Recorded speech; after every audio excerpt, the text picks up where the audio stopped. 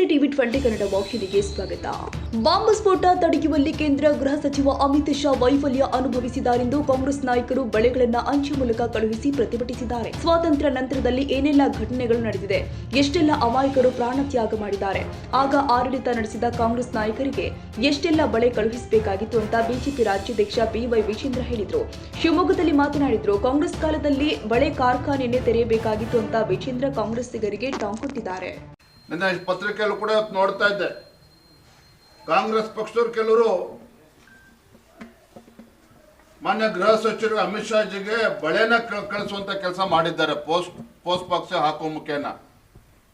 ಆ ಮೂರ್ಖ ಕಾಂಗ್ರೆಸ್ ಪಕ್ಷದವರು ಕೇಳೋದಕ್ಕೆ ಇಚ್ಛೆ ಪಡ್ತೇನೆ, ಸ್ವಾತಂತ್ರ್ಯ ಬಂದಾಗಿನಿಂದ ಯಾವ್ಯಾವ ಘಟನೆಗಳು ನಡೆದಿದ್ದಾವೆ ಅದೆಲ್ಲವೂ ಕೂಡ ಅವಲೋಕನ ಮಾಡಿದ್ರೆ ನಿಮ್ಮ ಕಾಂಗ್ರೆಸ್ ಪಕ್ಷದ ಹಿರಿಯ ನಾಯಕರುಗಳು ಎಷ್ಟು ಸಲ ಕೈಗೆ ಬಳೆನ ಹಾಕೋಬೇಕಾಗಿತ್ತು ಒಂದು ಕ್ಷಣ ಯೋಚನೆ ಮಾಡಿ ನೋಡಿ. ಬಳೆ ಹಾಕೋದಲ್ಲ, ನಿಮ್ಮ ಕಾಂಗ್ರೆಸ್ ಪಕ್ಷದವರು ಒಂದು ಬಳೆ ಫ್ಯಾಕ್ಟ್ರಿನೇ ತೆರಿಬೇಕಾಗ್ತದೆ. ಅಷ್ಟು ಬಾರಿ ದೇಶದಲ್ಲಿ ಉಗ್ರಗಾಮಿ ಚಟುವಟಿಕೆಗಳಿಗೆ ಅಷ್ಟು ಜನ ಪ್ರಾಣವನ್ನ ತೆತ್ತಿದ್ದಾರೆ, ಯೋಧರು ಕೂಡ ಪ್ರಾಣವನ್ನ ತೆತ್ತಿದ್ದಾರೆ, ಭಾರತೀಯರು ಕೂಡ ಪ್ರಾಣವನ್ನ ಕಳೆದುಕೊಂಡಿದ್ದಾರೆ. ಹಾಗಾಗಿ ಈ ರೀತಿ ಹುಡುಗಾಟಿಕೆ ಮಾಡೋದನ್ನ ಬಿಟ್ಟು ದೇಶ ಒಟ್ಟಾಗಿ ಒಂದಾಗಿ ಆಲೋಚನೆ ಮಾಡುವಂತ ಸಂದರ್ಭದಲ್ಲಿ ಕೇಂದ್ರ ಸರ್ಕಾರಕ್ಕೆ, ಪ್ರಧಾನಮಂತ್ರಿಗಳಿಗೆ, ಗೃಹ ಸಚಿವರಿಗೆ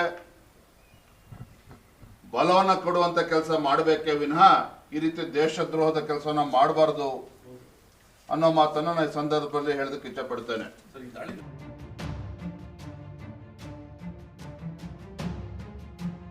ಕನ್ನಡಿಗರ ಮೆಚ್ಚಿನ ನಿಮ್ಮ ಟಿವಿ 20 ಕನ್ನಡ ವಾಹಿನಿ ಇದೀಗ ಟಿವಿಯಲ್ಲಿ ಲಭ್ಯ.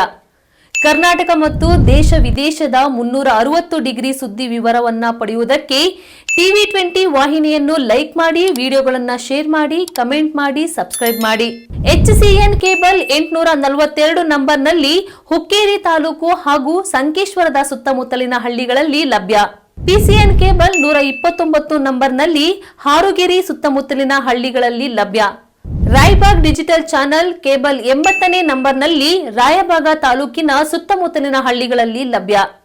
UDCN ಕೇಬಲ್ ನೆಟ್ವರ್ಕ್ ಉಗಾರ ಸುತ್ತಮುತ್ತಲಿನ ಹಳ್ಳಿಗಳಲ್ಲಿ ನಿಮ್ಮ ಟಿವಿ 20 ಕನ್ನಡ ವಾಹಿನಿಯೂ ಲಭ್ಯ.